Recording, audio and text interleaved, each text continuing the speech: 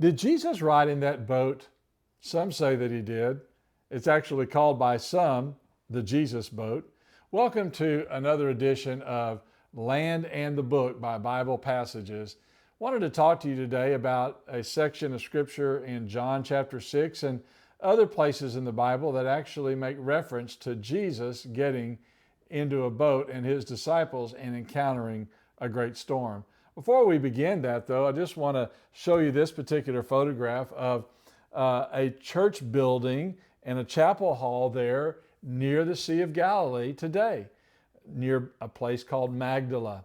In that particular chapel hall, there is a lectern or a rostrum area in the form of a boat, and then a window that looks out over the Sea of Galilee. Imagine being a preacher preaching in that particular chapel and having to get your audience to pay attention to you or to maybe take you seriously in preaching out of a boat. But nonetheless, a unique feature and one that fits well into our particular edition today of Land and the Book. John chapter 6, verses 16 through 18, has a couple of interesting passages associated with our discussion today in reference to the disciples getting into a boat and starting across on the other side to Capernaum. And the Bible says that the sea began to be stirred up and it became there a strong wind that was blowing. Well, is there any evidence of that? Any reason to believe that that occurred during the Bible times? Does it occur today? And then notice from Mark's account that there was a fierce gale of wind. So sometimes people ask the question, does that happen today? And then what type of boat was Jesus in and his disciples when this occurred? So we want to try to answer those questions today and looking at what was the design of the boat. Now, some sort of maybe see the boat in a likeness of this famous particular painting by Rembrandt going back to the 1600s. And it shows, of course, some very Caucasian-looking men, which is not what they look like. And it shows all 12 of them in the boat. And so sometimes people say, wow, could the waves have gotten that big? And could all 12 of them have really fit into that boat? Well, let's answer those questions and learn a little bit more about the actual events associated with this wonderful story found in John chapter 6, a marvelous account of this actual event that occurred. And the first thing we want to do in trying to figure this out and think about the size of the waves or the boat and so forth is to consider ancient depictions. Are there any artist renderings of this boat or a type of boat used on the Sea of Galilee dating back to the first century? Thankfully, there actually is, and it was discovered at a place called Magdala. And in that particular, at least we identify today as Magdala, and in that particular area, if you'll notice that here at the base of Mount Arbel, on the edge of the plains of the plain of Gennesaret, there was in fact a first century village that was unearthed there, and you can see the remains of a grinding stone. And in this village, they found a number of homes. They found several mikvaot, these ritual cleansing baptistries where Jews would go and ritualistically immerse themselves. But they also found this, and they found a synagogue that, based on the coins that were found there and the style of architecture and pottery in this area, dated this synagogue to the first century. If you want to go to a place and say, well, I'm pretty sure that Jesus was right here in this place, here it is. Now, the Bible doesn't say that he went to Magdala, but it does say that he went to all their synagogues, their cities, their villages in and around the Sea of Galilee, preaching in their synagogues the gospel of the kingdom. So most likely Jesus came here. Maybe he read from the Torah that would have been placed on what is called the Torah reading table. So you've got a synagogue, you've got the remains of houses here at Magdala, and then they found the remains of a boat harbor and docking stations for boats. And then in one of the houses nearby this particular dock area, and you can see the Sea of Galilee just off in the distance, and Sea of Galilee at times was bigger and smaller depending upon the amount of rain or drought, but it was certainly a little bit larger during the time of Jesus, at least every indication of that because of this harbor here. But in one of the homes, they actually found a mosaic.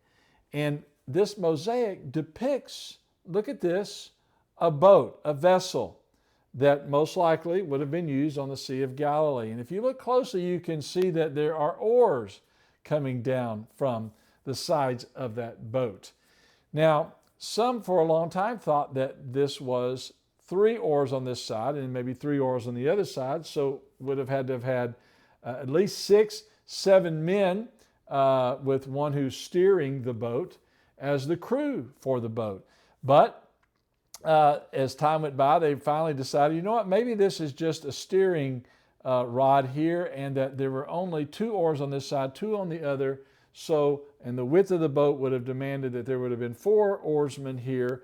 So this gives us some idea that indeed a boat used on this shore or on this sea would have taken at least 5 men to maneuver out on the sea. Now there could have been smaller vessels, and most likely there were, used in fishing and in transportation. But here is at least an example of a ship from this depiction that we can say would have held no less than 5 men. And so maybe a depiction like that helps us to have some idea of what the boat was like that Jesus was in. But then secondly, another important bit of information that gives us some clue as to the size or maybe the design of this boat is from the works of Josephus. And now Flavius Josephus was born as a Jew, and he was a military officer for the Jews, and then became a historian for the Romans. And he was actually involved in a bit of a naval battle on the Sea of Galilee. And if you'll notice in reading from the works of Josephus here in section 632 of volume 2 of his work, he actually makes reference to a boat. And he said each of them put in no more than 4 mariners. So there were 4 people rowing this boat of these vessels that he had assembled in this battle. And then he describes that they were sailed on Tiberias. And then I want you to notice that he himself got into the boat. And then there were 7 guards that he took with him, and then some other people as well, and those unarmed that also were in this boat along with him. So we've got 4 mariners, and then 1 guy to steer the boat, and then himself, so that's 5, and then 6, and plus 7, that's 13 already. And then if there were 4, 2 or 3 others with him, 14, 15 people. So they had vessels that they utilized from the first century that could hold 14, 15, maybe more people. So was there a ship large enough for all of the 12 apostles plus Jesus to get into, all of them being together? I think we would have to obviously answer in the positive on that. So the design and of the boat and the size of it from the works of Josephus, ancient depictions. But then number 3 of interest is the discovery of this, quote, Jesus boat. And we'll see in just a moment that that was just a name designated for that boat as a sort of act of tourism, but to increase tourism. But nevertheless, there's a fascinating story associated with the discovery of what some call the Jesus boat. And that story is actually found in this edition of Biblical Archaeology Review from 1988, pages 18 through 33.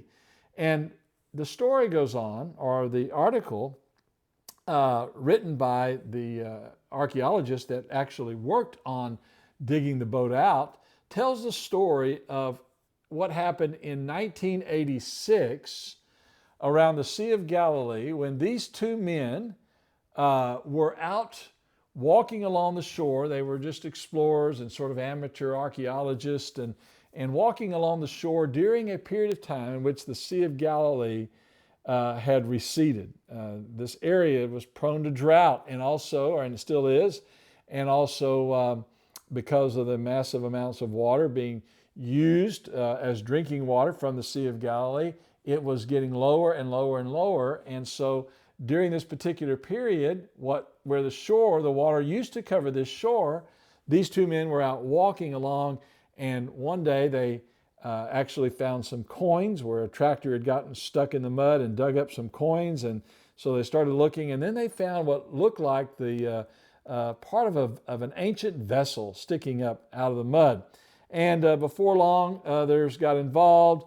Kind of an interesting story of how then this man, Shelley Waxman, if I'm saying his name right, I hope, that was in the area. He called upon a friend of his, another friend of his from Texas A&M University, and they came out here to this site and began digging. And this, again, article is so fascinating because it tells about how that when they first found out about it, they had to cover it up because they were afraid of looters, and they actually, in a sort of bit of subterfuge, they dug in some other areas along the way down, so that maybe people thought that's where the boat was, because word began to spread about this boat.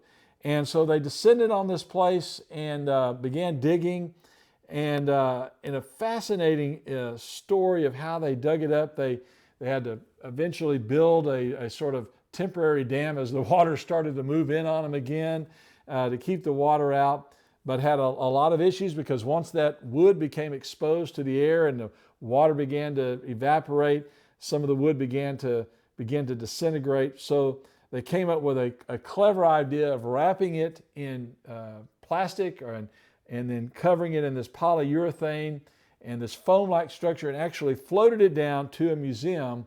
And they were able to then, over years of work, to preserve it. I actually saw this just a few years, actually it was after it was discovered, and they were going through that painstaking process of preserving it. Now it has been fully preserved and is on display in this particular museum, the Elan Museum, not far from Magdala, just a little further up from Magdala, in a place called Noth Gennesar, and a little community there with a kibbutz there located.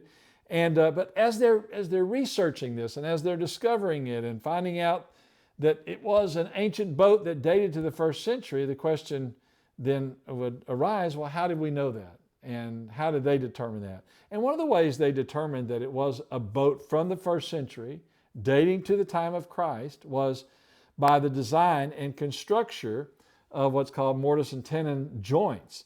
And from a quote from Shelley here, he says, it was pegged mortise and tenon joints were used to edge join the whole planks together, and iron nails were driven from the outside, and they served to secure the frames to the hull. Constructed primarily, he said, of Lebanese cedar planks and oak frames, but 10 other wood types had been documented on it. This may indicate a wood shortage in which the boatwright was unable to secure appropriate timber, or perhaps the boat owner was too poor to afford it. Anyway, I'm leaving out so many things associated with that story, but number one, the construction. In fact, the construction method, he said, is and was a well-known part of the Mediterranean ship wrecks that were dated as early as 1300 BC, going down through the Roman period until it was replaced by skeleton-based construction in the course of the first millennium AD. Eminent ship reconstructor Professor Richard Steffi of the Institute of Nautical Archaeology at Texas A&M University, who studied the boat during its excavation, concluded that the techniques employed in its construction were consistent with those common on the Mediterranean around 100 BC to 200 AD. So that's right during the time of Christ. So again, very educated, well-skilled, knowledgeable individuals dating this boat by its type of construction to basically this time frame to the time of Jesus. Okay. Then the second thing that was found that was important in terms of dating had to do with pottery that was discovered. There was a pot found, a cooking pot found near the boat, right near the boat, on the outside of it. And then on the inside, there was the discovery of an oil lamp. Now, this is not that oil lamp, but it gives you an example. And there's one here that you can pick up from from any local tourist shop down in Jerusalem or in Galilee. And but oil was placed in here, olive oil, and then a wick. And so they would need to be able to see at night, even as they're sailing or in their homes. And so they found this, and dates for how old something is, depending upon the pottery style, can be determined by that style. And they'd already had a table by which they had figured out the age of certain pottery styles, and the style of pottery found in this particular boat dated to the 1st century. So that was style of pottery. Then they've also got the style of construction. And the third element in dating this boat was the use of carbon-14 testing. And in this article, it says that wood from the boat itself was dated by the carbon-14 method. And Dr. Israel Karmi of the Department of Isotope Research, the Weizmann Institute, carried out analysis on 10 samples of wood from the boat and arrived at an average date of 40 BC, plus or minus 80 years. That is from 120 BC to 40 AD. Well, that puts us right smack dab in the time of the ministry of Jesus. So this is a boat from the time of Christ, the remains of a boat. Well, how big was it? Well, you can see here by the statistics that I have from the article that it was 26 and a half feet long, 7.5 feet wide, and 4.5 feet high.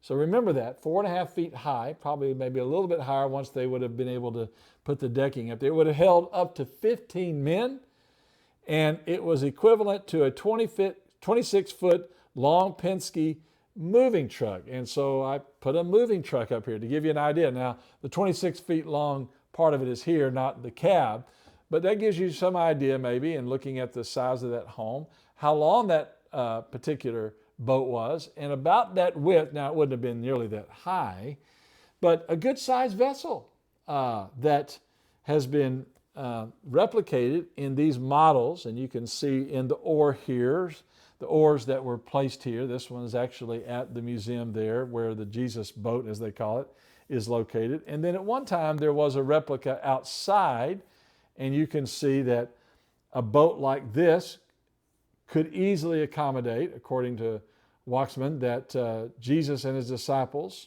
who regularly used boats on the Sea of Galilee, the Gospels passages do not indicate precisely, however, how many disciples were in the boat with Jesus during the recorded boat trips across the Sea of Galilee. But the point is that maybe all 12 of them could have been in. But to give you some idea of the boat size, then by this discovery, I think is interesting in terms of maybe thinking about John 6 and other passages that describe the events associated with the ministry and the life of Christ. So in conclusion, he says, the Kinneret boat, the name for the Jesus boat, but probably properly identified as the Kinneret boat, is of the class referred to both in the Gospels in relation to Jesus' ministry in the Sea of Galilee region and by Josephus in his description of nautical warfare on the lake during the first Jesus revolt against Rome.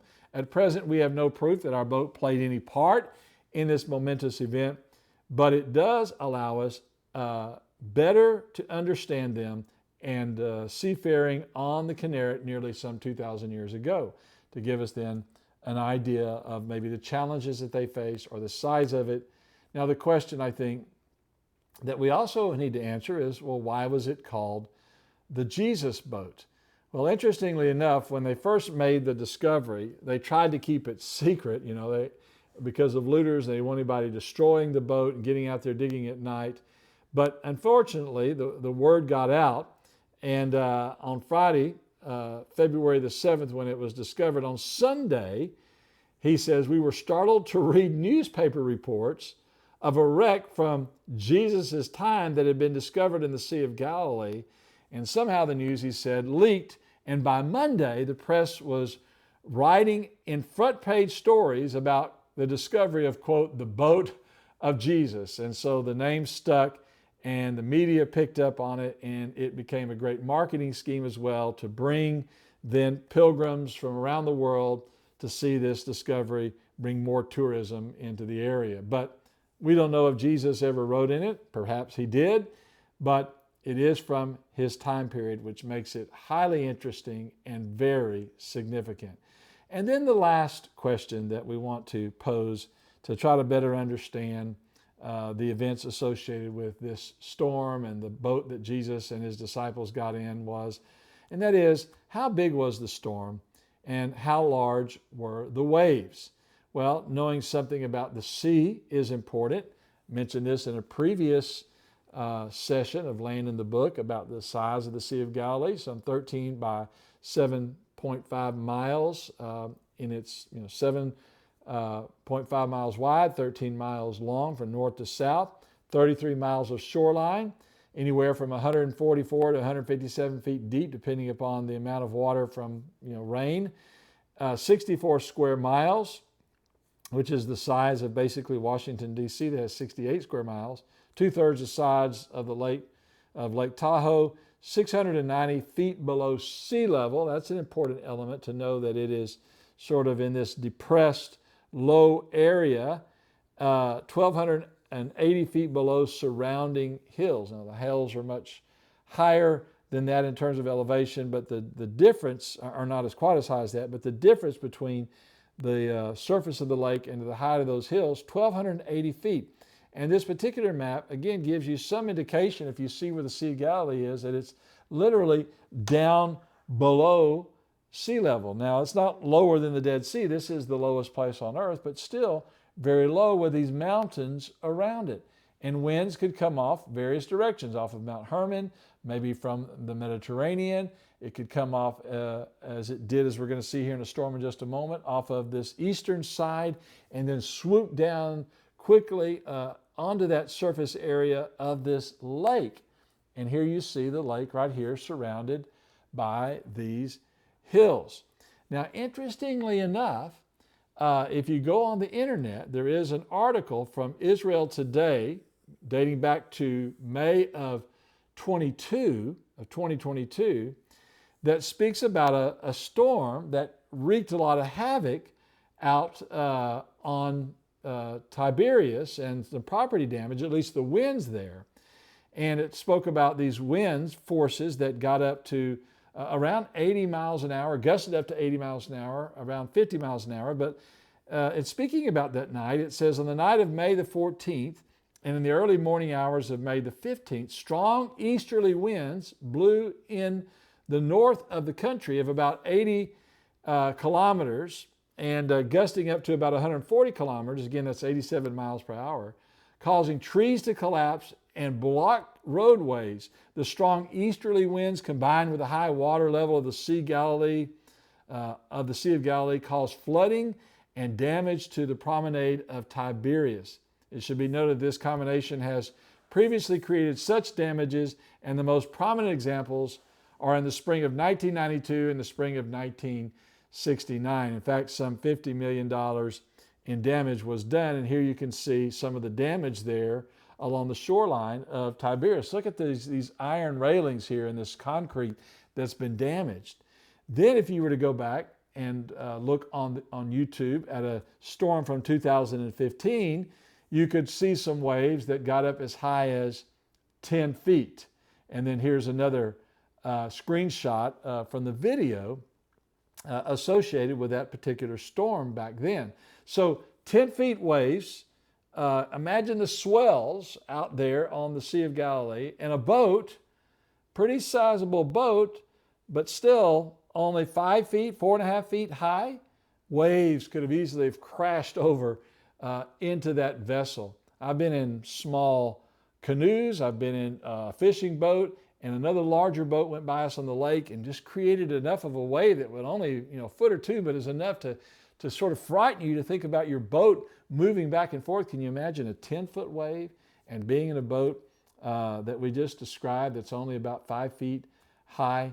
So indeed it's possible. Indeed, these kinds of storms have occurred in recent years, and they certainly occurred during the ministry and the time of Jesus. So the point is that the life of Jesus and the things associated with the miracles that he performed took place in a real historical location and within a real geographical context that is consistent with the information and the testimony given by people like John in what we're reading in John chapter 6. So the Jesus boat, as it's been called, is highly significant and very interesting to examine.